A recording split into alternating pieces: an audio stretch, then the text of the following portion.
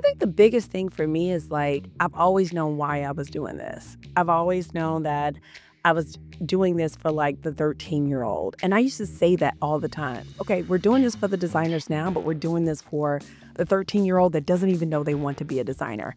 And then a few years ago, we did a sustainability summit, and a designer walked up to me and she said, "Hey, I just wanted to introduce myself. I've been following you since I was 13 years old." But that's the 13-year-old? I actually cried because it was something that I had said for a long time, but it was literally like seeing.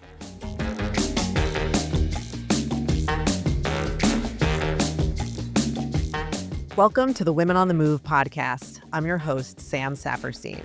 In this season of the Women on the Move podcast, we are exploring the power of community, what it means to create a community, why community is so important to others, and how you can use communities to help bring others along. Today, I'm thrilled to introduce our guest, Brandice Daniel, the visionary CEO and founder of Harlem's Fashion Row. Brandice has been a trailblazer in the fashion industry, advocating for inclusivity and representation long before they became buzzwords. She founded Harlem's Fashion Row in 2007 with a mission to give multicultural designers the opportunities and connections they need to succeed. Under Brandice's leadership, Harlem's Fashion Row has become a preeminent platform for designers of color, showcasing their collections to top fashion buyers, editors, celebrities, and influencers. Her work has bridged the gap between brands and designers historically overlooked by the industry. Brandice, thank you so much for joining us. It is so great to have you here. I'm so happy to be here. So we're going to talk about a lot of your career and what you built with Harlem's Fashion Row. But first, I really want to start with you. So you grew up in Memphis, and you've talked about that being very influential to who you are today. So tell us about that. Take us back to your upbringing and your childhood and the things that influenced you. Yeah, so I grew up in Memphis in a middle-class neighborhood. It was, for me, a really safe space and a great way to grow up. My father is actually a pastor of a church, so I grew up with faith being at the center of my life and everything that we did. But it was a fun way to grow up. I mean, I remember being outside, playing kickball in the middle of the street. The things that you see on the movies from back in the 80s, that was literally my life. And it helped shape so much of who I am, because one of the things about growing up in a city like Memphis is that you're always faced with this, with social impact and what that means. And with Martin Luther King, with the death of Martin Luther King happening in Memphis, none of those topics are ever shied away from. And so even when you're a little kid, you're going to the National Civil Rights Museum and you understand kind of the background and what was happening and how it impacted your parents and how it impacted you. And so I think all of those things really shaped who I am and my awareness and kind of how I move through the world. You could definitely see so many values being created at that formative stage. Absolutely. And so how did fashion become the tool that you wanted to use for social good? Was that also part of your upbringing? So I have always loved it. I can remember sitting on my mom's porch with a pair of shoes and a glue gun and some rhinestones and going to town for together? hours, Wow. hours. So, and my mom sewed a lot of our clothes when we were younger. And so we would go into stores like Hancock and I would look through those fabric books for forever. So it's always been a piece of what I loved. I just didn't understand the power of it, right? Because fashion is really saying this is your identity. This is who you're saying you are in the world through what you wear. And that holds more power than we even know. You're saying so much about yourself and who you are just when you walk through the room without saying a word. And so I definitely think over time I began to see like the impact that it could have. And so is it when you were an older adult, you leaned toward this as something you wanted to pursue, or how did that come to be as really your professional calling? In college, I changed my major from pre-med. Oh, Right. That's what my mom said too. From pre-med to fashion merchandising. And that was hard to do, of course. Like, right, my family was very excited about having a doctor in the family, the first doctor in the family. And so that was a tough pill for people to swallow. But I just knew that wasn't my path. Yeah. And thank goodness I had just a lot of really great mentors around me that helped to kind of like direct me in this area, which I didn't even know you could have a career in fashion. Had Yeah. no clue. So that was a big aha moment for me. So I changed my major and I end up also getting a second degree from FIT here in Mm, New York City. mhm. And so tell us about a mentor who really had a strong influence on you and the ability to change like that, because that's a very hard decision to make, especially if you were leaning towards something your whole young life and your parents had expectations. Yes. So was there a person who really helped you say, you know what, that's just not who I am?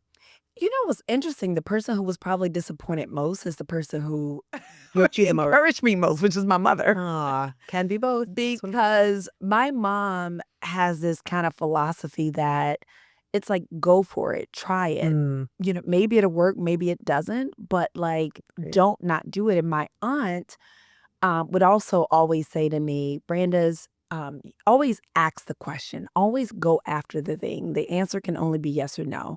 But if you Mm, never ask, the answer is automatically no. And so she told me that since I was younger.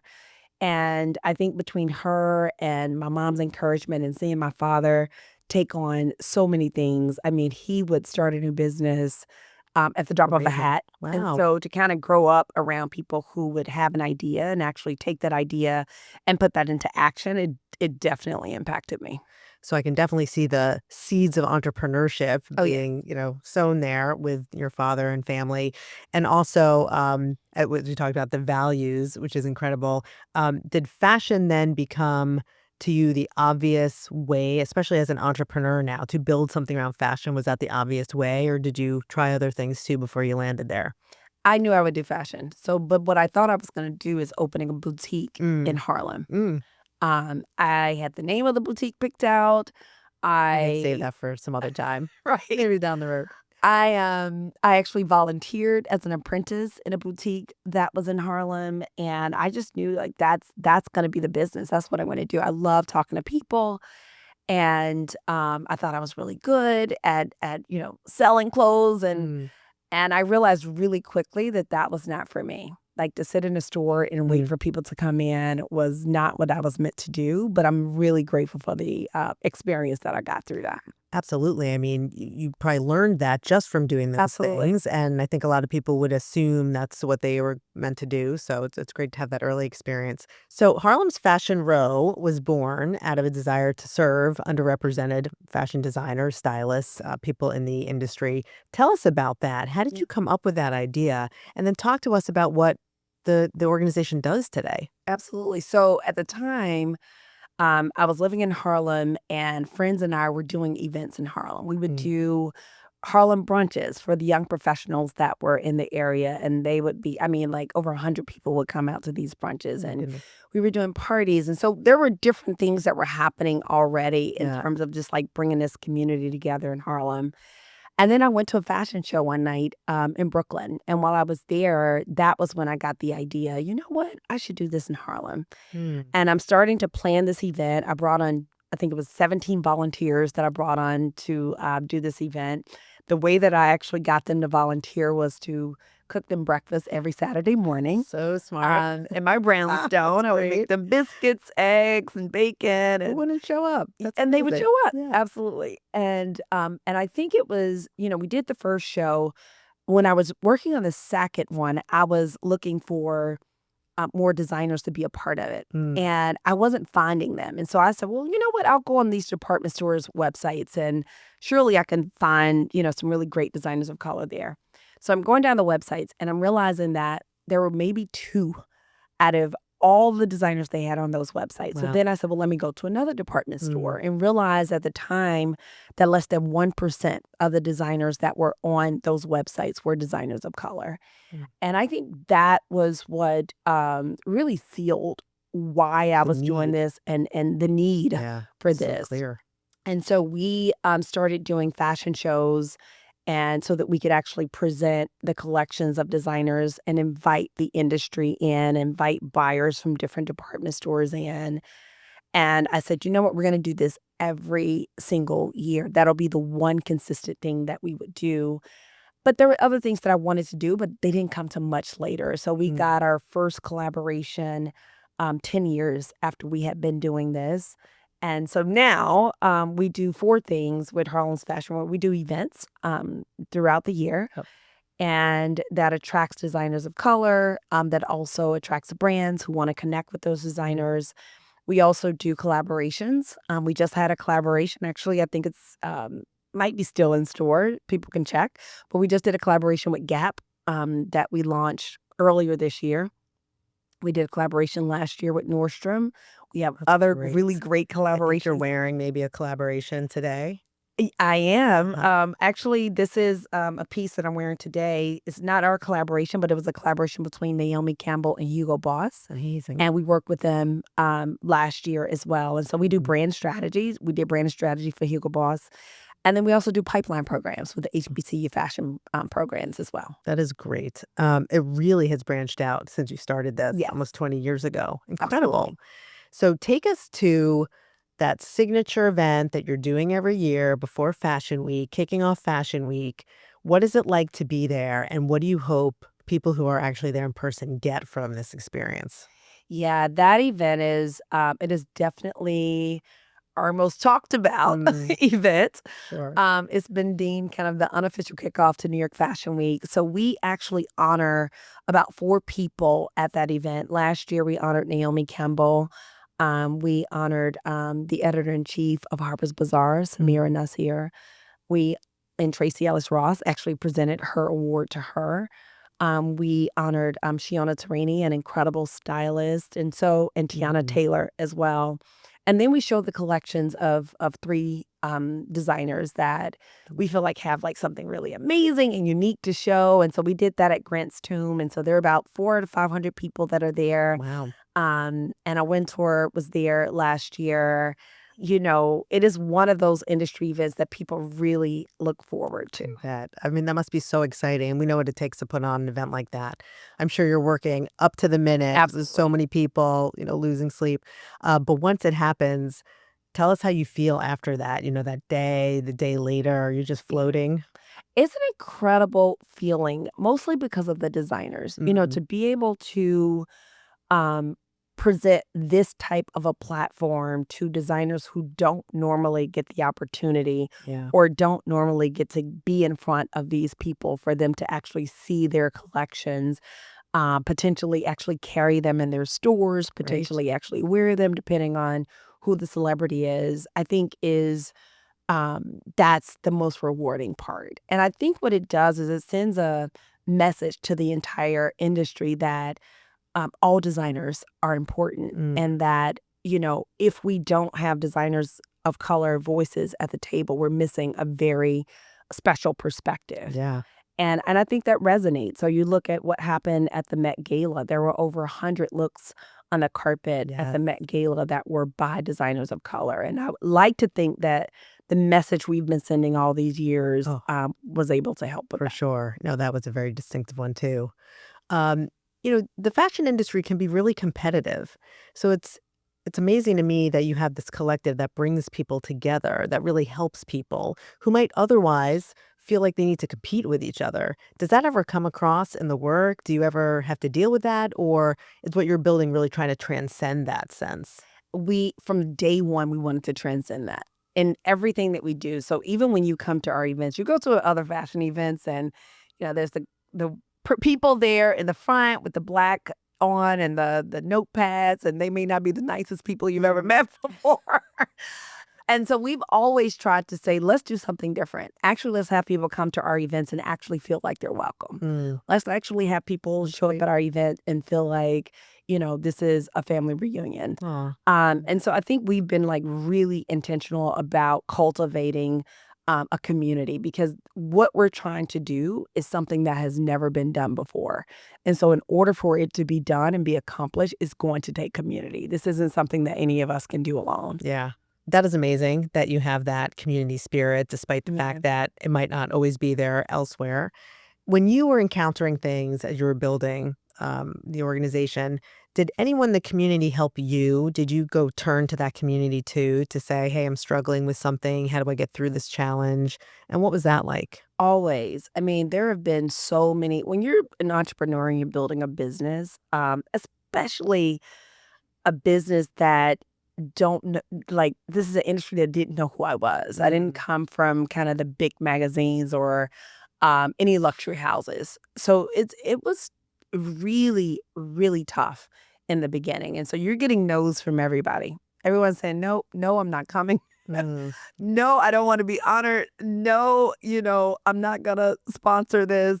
All the no's are coming. It's kind of a part of the process. But I think what's so rewarding is that when you get that yes, I'll sit down and have dinner with you. Mm. Yes, I'll get on a phone That's the call door. with you. So there were so many people, from the CEO of the CFDA who had a conversation with me and didn't know me. I sent him a cold email, to the founder of a company called Ground Crew, who was just incredibly instrumental in connecting me with so many people. I think, a lot of times we kind of think about networking as like this transactional thing. But what I've found is, when you really connect human to human with people, literally anything is possible. And I think that was one of the things that was really helpful. But yes, I needed a lot of help.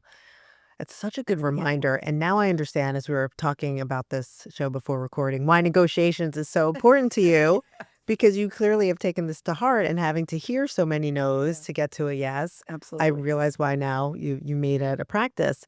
What about negotiation do you always keep in mind when you're thinking you have to get something done for the business, you have to get a sponsor, a brand, a designer, that just keeps you focused on that goal and not taking no for an answer? I think the first thing is like, why am I doing this in the first place? Mm. That's like Mission. the mission. Mhm. That always centers me. Like, why am I doing this? And understanding that why helps me with the negotiation part. It helps me know what I can give on Mm. and then what I can't give on, right? So, and then I'm always thinking, sometimes the no is there, or somebody's taking a hard stance because they don't have all the facts. Mm. So I'm always like, how do I present all of the facts to them in a way that they can actually hear why I am standing so firm on this particular point? And then, another, sometimes it's just like breaking the ice. Like, we get so into business mode at sometimes that we forget that, again, the other person on the other end of the table, they have things that they're dealing with too. Yeah. So sometimes it's saying, wait a minute, let me just ask you this. What would need to happen in order for me to get a yes on Yes. this? I love that. You're really pivoting it away from being on one path that might not be Yeah. fruitful to how can we think of something else and another perspective. I love that. So how do you think about disruption in the fashion industry, and how do you bring that to Harlem's Fashion Row to make sure you're always pushing things forward? Yeah, disruption is doing the thing that most people won't do. Mm. It is sometimes taking a step of faith when you don't know how things are going to work out. It is going against the grain. When we started this, there was no one talking about designers of color in fashion. It was not a conversation that anyone wanted to have in my industry. And it wasn't just the big brands that didn't want to talk about this or the industry. It was also the designers. They were saying, we don't want to be pigeonholed. We don't want to be known as just the color of our skin. And I understood that as well. But when you have a vision that is, is so much bigger. Like, I've always known that this is so much bigger than me. And even the work that I'm doing is carrying on the legacy of people like Louis Alexander Lane and so many others. You keep moving forward, Mm. and sometimes disruption is just taking the next step Ah, towards the mission. yeah, I love that. I mean, that really speaks to confidence and bravery, and also being where you think the consumers are going to be. I mean, you're doing this obviously for the designers and stylists and practitioners, but you're doing it because it's in demand. It's absolutely in demand, and more now than ever. And we've seen that. So we Mm. did the collaboration with Gap, and I mean, that collaboration received so much attention. I mean, we beat all expectations in terms of impression. Great. There were so many styles that sold out right away. Wow. When we did our collaboration, our very first one was with LeBron James and Nike, and that sneaker sold out in less than 5 minutes. And so Wow. we have like real hard proof that consumers they want diversity and they want to be able to shop from diverse Mm. designers. Well, fashion, I think, has always been about being unique, Yeah. as you even started with, using it to showcase yourself, um, doing something that hasn't been done before. I mean, think of Yeah. all the trends we've ever seen. It's just because that was new. And of course, some things are lasting, but I could see that, the consumers are responding to this. And Absolutely. I'm really curious too. So when you started, social media was not certainly as big as it is now, Thank goodness. for good or for bad. Do not want my 80s hair out there in social media. But how did the ramp up of social really help you and what you were trying to do, especially when you were trying to distribute kind of new content? Yeah, I mean, it was definitely helpful, right? Because you're talking about free advertising. So we were able to put the work that we were doing actually Mm, on display. But mm. I said I'm grateful that it wasn't out when we first started because there were so many mistakes that we made that we would have not wanted anyone Any to put press on their might be good stories press. Who or knows? oh my goodness. So I think we also had the benefit of actually starting under the radar. And that is a Yeah. gift. So often when we start, we're like upset that we're under the radar. That's always a gift. It gives you an opportunity to make mistakes and do things Mm. that, and start and stop things that no one ever knows about. So we had that gift, but then when it came, we were also able to really leverage that to be able to put more of a spotlight on the work that we were doing. Oh, I love that.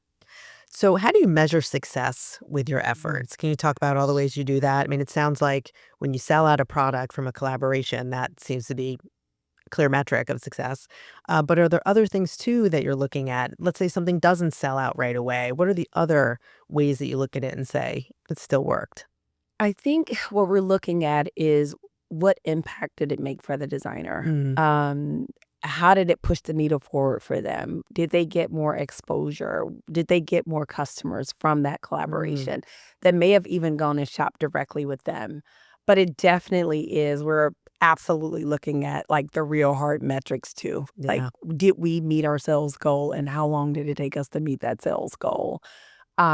For our events that we do, we're definitely measuring that based on total impact though. So we want to know from the designers what they got from it, from the brands too that we get to work with. But I'm always looking at the KPIs. I am a numbers person. Yeah. And I think that's important to be able to keep doing the work that we're doing because people, yes, they work with us because they love our work and they love the mission. But at the end of the day, people have a business to run. So, and we Yeah. understand that. So maybe without naming the actual product, was there something that didn't quite take off the way you wanted that maybe it was ahead of its time or maybe it just wasn't going to work? We have had some things that did not take off. What's interesting is that the things that didn't do well, it wasn't because it was ahead of its time. It was Hmm. because it fit in too much. I think Oh, when wasn't what different enough. it wasn't different enough. That's interesting. And so we found that when we produce items and they're just not that different, they Mm, don't do that well. People are expecting something different and unique when we do collaborations. I think that's probably part of your brand then now. I think it That it is. really has to be innovative. It has to push the edge. Yep. Otherwise, they could probably get it from other Yep. places and designers. That's so interesting. So tell me, in terms of your leadership Mhm. in a business that can be seen as sometimes style over substance, how do you make sure your own leadership is authentic, that you really are true to yourself, true to the mission, and not maybe gravitating towards some of what fashion might be doing? Right, right. I think the biggest thing for me is like I've always known why I was doing this. I've always known that I was doing this for like the 13-year-old. And I used to say that all the time. Okay, we're doing this for the designers now, but we're doing this for the 13-year-old that doesn't even know they want to be a designer. Yeah. And then a few years ago, we did a sustainability summit not too far from here. And a designer walked up to me and she said, "Hey, I just wanted to introduce myself. I've been following you since I was 13 years old." That's the 13-year-old? I actually cried I'm because sure. it was something that I had said for a long time, but it was literally like seeing it. And so I think Mm, when the way that I lead is absolutely through authenticity. I can't say I always led that way though. That took some time to get to that point. But I think being super mission focused has been great to me. And my mom said something to me in the very beginning that has freed me, and it might free the people who are listening to this right We now. have to hear. In the very beginning, she said, Brandice, if you stop having fun with this, you can stop and do something else. Oh, And something about her wow. saying that made me always feel like I don't have to do this. Yeah, I choose And to. so I've loved it. We're turning 18 this year, and I love this work as much as I did the very first year I started it. It's contagious. I love the work. I mean, I'm just so super excited about this. That's remarkable for her to say that, especially when, I mean, you mentioned this. She was a big supporter of yours, but I'm sure there were some dreams of yours that, she was crushed that you didn't pursue. Yes. But the fact that she said that to you, she could put all that aside and it was really just about your best interests. Yeah. And that's a beautiful thing. And I'm thinking of 13-year-olds too who are now looking at you wanting to do this, and you're really lighting this flame in such a young person that they'll go on to do. I mean, that's rare. I think you talk to a lot of kids today. They have no idea what they want to do, but you get that little spark Yes. that feels right to you. That can really set somebody up on a whole other path. Absolutely. I'd love that. So, Brandice, having done this now for 18 years, which is unbelievable, was there a moment in time where you pivoted the organization, wanted to do something new? And what was it about that moment that you felt compelled to make the change? Yeah, it was 2020 in the heart of the pandemic. I had designers calling me probably every other day saying, Brandice, I don't know how we're going to keep our doors open. I don't know how I'm going to keep moving forward. And I knew that eventually I would start a nonprofit. Harlem's Fashion Row is not a nonprofit, but I said, one day we'll start a nonprofit. And I had no idea that I would be starting one in the middle of the pandemic. And so we did. We launched a virtual event, which 1,000 people Oh, it's actually incredible. bought tickets to. Oh, And we were able to fund some designers through those ticket sales. And maybe a week after that, I actually got a phone call from the CEO of the CFDA who had said that they would donate $1 million wow. to our nonprofit. And That's that game it changing. was I it mean, that's was a huge gift off the bat. it was Incredible. it was game changing for us. And so when I think we're actually celebrating our 5th year Congrats. for the nonprofit Icon 360. And so when I think about the fact that, we've been able to give about 1.5 million to designers of color, that we've been able to give over $1 million to HBCU fashion Mhm. departments through grants that we've gotten from incredible retailers like Gap. I am in awe that we were able to make that pivot throughout, these years. That's fantastic. And so when you think about that, what do you think is your legacy or Harlem Fashion Row's legacy? I am actually continuing the legacy of Lois Alexander Lane. She wrote Blacks in the History of Fashion. Because of her, we actually have a historical account of our contribution to this industry. And she started the Black Fashion Museum, and a lot of those pieces are now in the Smithsonian. Oh, And I got to meet her daughter, maybe it's been maybe 12 years ago. wow. And she actually, now this is really interesting because she passed in 2007, and I started HFR in You were 2007. like literally taking the torch. I literally. Mm, And so my legacy is her legacy. I love that. Yeah. So when you're working with designers, new designers, people who might not have had the attention you're able to give them, and you sense they're just not confident yet, Yeah. either in their work or their products or just that they have the talent. Yeah. How do you help them overcome that and really see themselves in a different way? Is it hard to do? It is hard to do. I think the biggest thing that people are afraid of is taking risk. Yes. And part of finding your authentic voice, part of finding your confidence is taking risk. Mm, You have to be willing to do the thing that's like in your heart and in your mind to do, but you don't know if it's going to work, or you don't know if people are going to accept it or love it yeah. or like it. And that is the thing I'm always telling them. I always say, like, you have to cliff jump.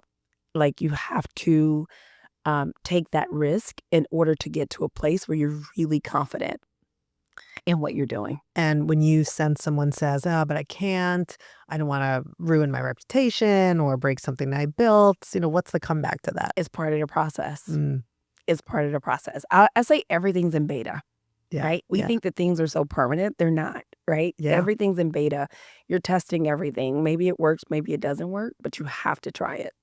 I've always loved that process too for entrepreneurs to be testing something and then maybe if they haven't hit it right away to pivot Yeah. to something else. And that pivot to me is so interesting Yeah. because they've learned about a problem they didn't know existed, or maybe they learned how to better solve the problem or something about themselves. I find that fascinating. Yeah. Do you see that? Absolutely. All the time. I mean, I think people say what makes some entrepreneurs more successful than others is that the entrepreneur that just like has the idea and go out and try it. Mm, By the time the other person has figured out the whole strategy and the way they want to approach it, this other person has already tried it, maybe failed, and has right, been able to reiterate, right. right? So I think it's important to do the thing. Like life is short. Well, you can figure it out along the way, but it becomes so much clearer to you kind of how to do it through the doing. Yeah, through the doing. Yeah. And you think of so many athletes who sort of say, I got to my greatness just by taking the shot, even Yes. if I failed at so many of the shots. So I think about that all the time. So, what role can our listeners play in also helping to really foster a more inclusive fashion industry or whatever industry they're in? Yeah, I think it's being intentional. I'll speak specifically to fashion. So there are so many incredible, diverse designers that are sold in some of the department stores where you shop right now. You can go into that department store and you can put in like Black Found It, Mm, and you'll find it. Most department stores have that as a filter now. Most people don't know that. I didn't know that either. So that's one thing that you can do to support these designers. You can please follow us, Yeah. Harlem's Fashion Row. We're always putting different designers out there. But I think even in your different industries, like find someone who's doing incredible work to provide a seat at the table for everyone and support that person. And that could be through making a connection for that person. That could be through, maybe showing up and volunteering. Hmm. There is so many. It could be through just an encouraging word as well, saying, "Hey, I see you. I I love see the that. work that you're doing." Or we can take your tip, Brandice, and have breakfast for many There people you go. to start the movement on Yes, Saturday morning. So I absolutely. think we'll do that. Yes. Thank you so much for being with us. It is Thank such you a for having pleasure me. to talk with you, and I love what you're building, and we will definitely be following you. Thank you. I appreciate it.